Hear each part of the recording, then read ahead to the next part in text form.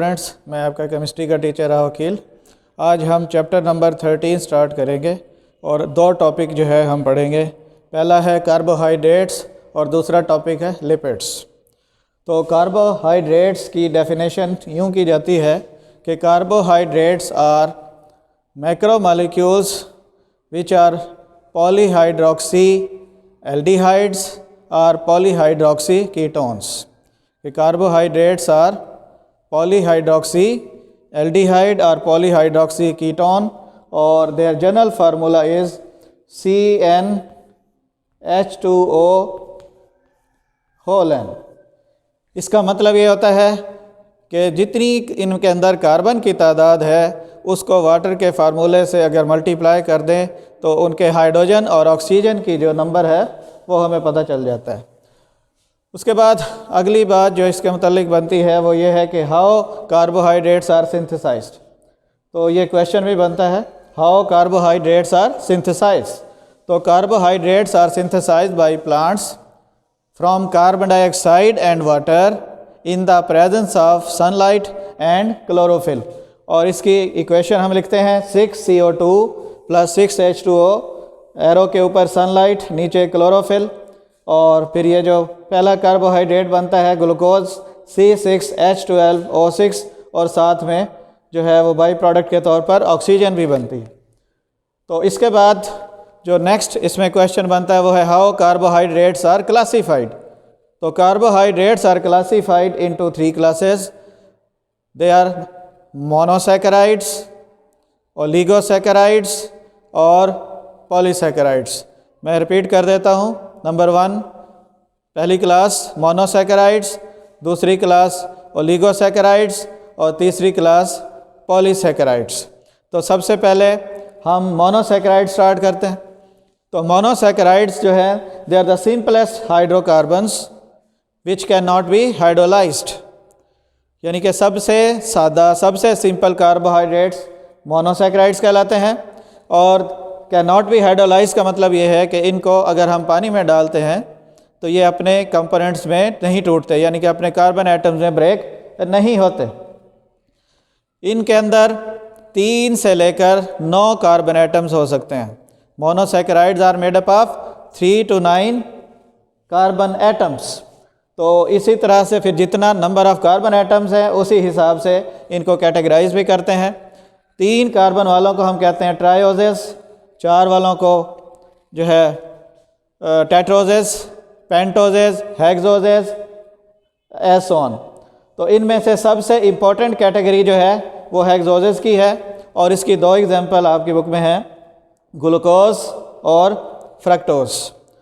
तो इनमें से जो ग्लूकोज है, यहाँ पर एक क्वेश्चन भी बनता है, differentiate between glucose and fructose. तो इसमें आप बताएंगे कि glucose is penta hydroxy aldehyde, और साथ ही इसका ये स्ट्रक्चर बना देंगे जिसमें 6 कार्बन एटम जो हैं वो स्ट्रेट चेन में जुड़े हुए हैं। इसमें 3 हाइड्रोक्सल ग्रुप जो हैं वो सीक्वेंस में होंगे, फिर एक अल्टरनेट और फिर एक, यानी फिर अगले वाले 2 अल्टरनेट, और आखिर में जो है ये एल्डिहाइडिक फंक्शनल ग्रुप है। ये actually C double bond OH होता है। और फिर फ्रक्टोज का बताएंगे कि fructose is penta hydroxy ketone, यानी इसके अंदर 5 हाइड्रोक्सल ग्रुप्स हैं और फंक्शनल ग्रुप जो है वो कीटोन है। ये देखिए यहाँ पर ये वाला जो ग्रुप है ये कीटोनिक फंक्शनल ग्रुप है। तो इसमें भी 6 कार्बन आप स्ट्रेट चेन में लगाएंगे, नीचे भी CH2OH होगा आखिर में भी, और 2 हाइड्रोक्सल ग्रुप जो है वो अंदर की तरफ और एक फिर अल्टरनेट बाहर की तरफ बना देते हैं। इसके बाद फिर नेक्स्ट जो क्वेश्चन इनके बारे में पूछा जाता है वो है कि डिस्क्राइब कैरेक्टरिस्टिक्स ऑफ मोनोसैकेराइड्स। तो आप इसमें लिखेंगे they are white crystalline solids, soluble in water, they are sweet in taste, they cannot be hydrolyzed, और they are non-reducing in nature। दोबारा बता देता हूँ, they are white crystalline solids, they are soluble in water, they are sweet in taste, they cannot be hydrolyzed, और पांचवा they are non-reducing sugars या carbohydrates। इनकी दूसरी टाइप जो है दूसरी क्लास ओलिगोसैकेराइड्स। तो oligosaccharide on hydrolysis gives 2 to 9 monosaccharide unit, कि जब हाइड्रोलाइज होते हैं तो 2 से 9 मोनोसैकेराइड यूनिट में टूटते हैं। कार्बन एटम नहीं मैं बता रहा, 2 से 9 मोनोसैकेराइड यूनिट्स में टूटते हैं। तो इनकी इम्पोर्टेंट कैटेगरी जो है वो डाईसैकेराइड्स हैं, जिसकी बहुत इम्पोर्टेंट एग्जांपल जो है वो सक्रोज, शुगर, चीनी जो हम खाते हैं वो है। फिर उसके बाद इसमें एक बहुत इंपॉर्टेंट क्वेश्चन बनता है कि how sucrose is hydrolysed. How sucrose is hydrolysed. तो sucrose is hydrolysed in the presence of dilute HCl and heat in 1 unit of glucose and 1 unit of fructose। तो स्टूडेंट ये बात जहन में रहे कि इन दोनों के मालिक्यूलर फार्मूलाज जो है वो सेम हैं, इनका जो फंक्शनल, इनके जो स्ट्रक्चरल फार्मूले हैं वो डिफरेंट है, क्योंकि इनके अंदर फंक्शनल ग्रुप जो है वो डिफरेंट हैं। ग्लूकोज के अंदर एल्डिहाइडिक फंक्शनल ग्रुप होता है और फ्रक्टोज में कीटोनिक फंक्शनल ग्रुप होता है। तो they are different because of their functional groups, their molecular formulae are same. Both are represented by the molecular formula C6H12O6, C6H12O6। तो इनके नीचे आप लिख देंगे अलबत्ता कि पहले यूनिट के नीचे ग्लूकोज और दूसरे के नीचे फ्रक्टोज। इसके बाद नेक्स्ट क्वेश्चन जो इनके बारे में पूछा जाता है वो यही है कि गिव कैरेक्टरिस्टिक्स ऑफ ओलिगोसैकेराइड्स। तो इसमें फिर 3 प्रॉपर्टीज़ तो वही मोनोसैकेराइड जैसी हैं, चौथी प्रॉपर्टी डिफरेंट है। तो इनमें भी आप बोल देंगे कि they are white crystalline solids, they are soluble in water, they are sweet in taste. आखिरी पॉइंट जो है इनमें, आखिरी बात जो है वो डिफरेंट है कि दे मे बी रिड्यूसिंग और नॉन रिड्यूसिंग। इसका मतलब ये है कि कुछ ओलिगोसैकेराइड जो हैं वो रिड्यूसिंग होते हैं और कुछ जो है वो नॉन रिड्यूसिंग होते हैं। उसके बाद इनकी तीसरी क्लास पॉलीसैकेराइड्स है।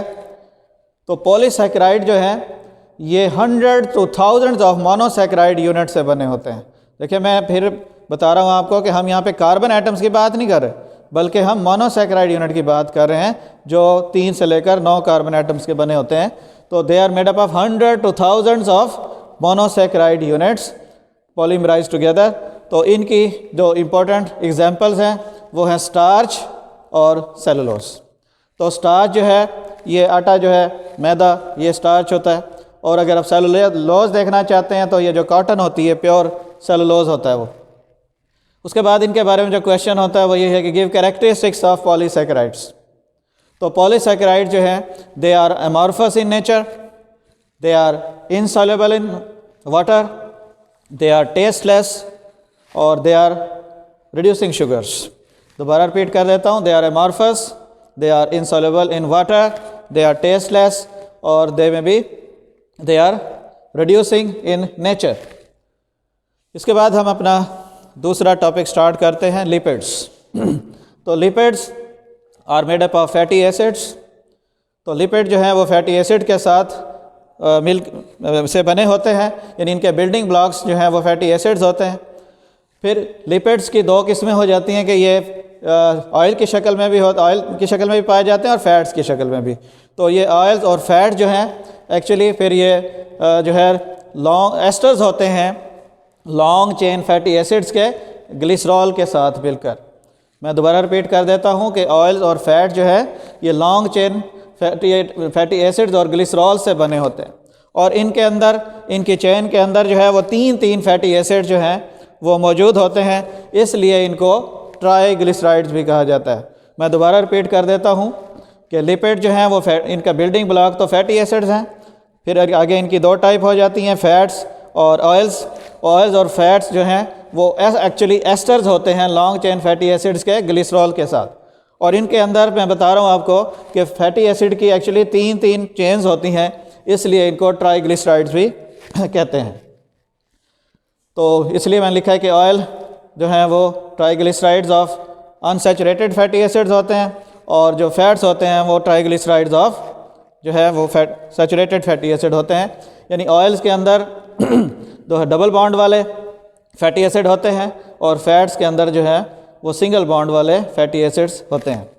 इनके बाद फिर यानी आखिर में एक क्वेश्चन यही होता है इसमें, एक तो हो गया कि वाई फैट्स आर कॉल्ड, यानी पहला तो हो गया डिफाइन लिपिड्स।